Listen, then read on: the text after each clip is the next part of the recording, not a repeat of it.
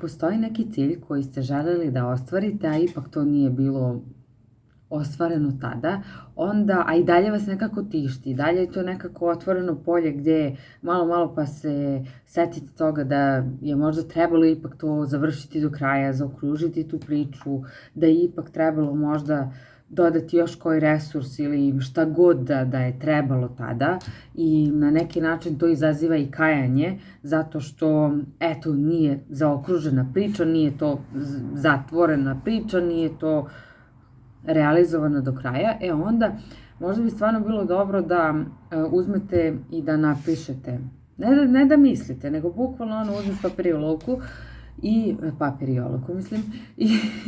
i napišete koje su to ključne stvari koje ste naučili iz tog iskustva. 3 ključne stvari koje su jako bitne, koje ste naučili iz tog odustajanja. Šta je to što biste sada drugačije uradili da ste imali dovoljno resursa? Da li ipak postoji verovatnoća da se taj cilj i dalje sada realizuje? Da li ipak nije kasno za to sve? Da li ipak postoji opcija da se stvarno uzmete u pamet,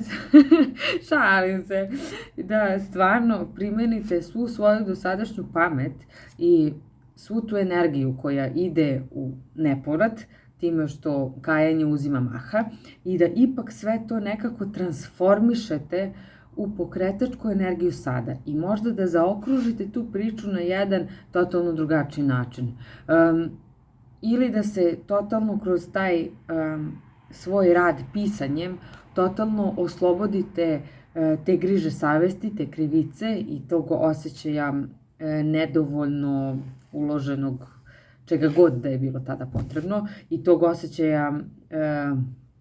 možda niže vrednosti zato što to nije završeno i da se ta priča nekako stvarno razgraniči i zaokruži u nekom drugačijem kontekstu. Možda je izostao krajnji rezultat, ok, desilo se,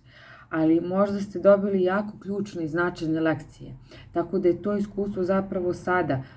gledano možda najbezbolniji način da ste mogli da naučite upravo te lekcije koje su vam bile potrebne za dalje funkcionisanje i da možete da ih primenjujete i na svesnom i na nesvesnom nivou. Ukoliko se desilo da se iz tog iskustva prosto rodilo neko uverenje loše koje imate o sebi, odnosno da postoji neka misao koju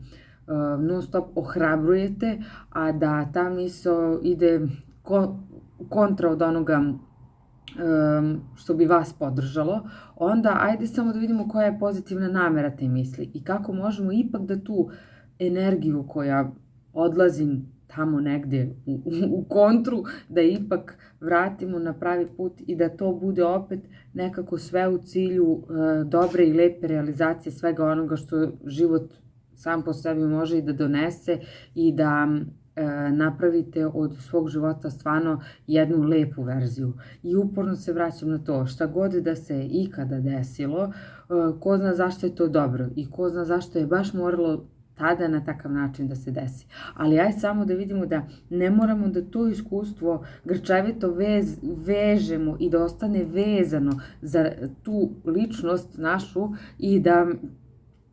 ostane samo kao kamen spoticanja, a ne kao možda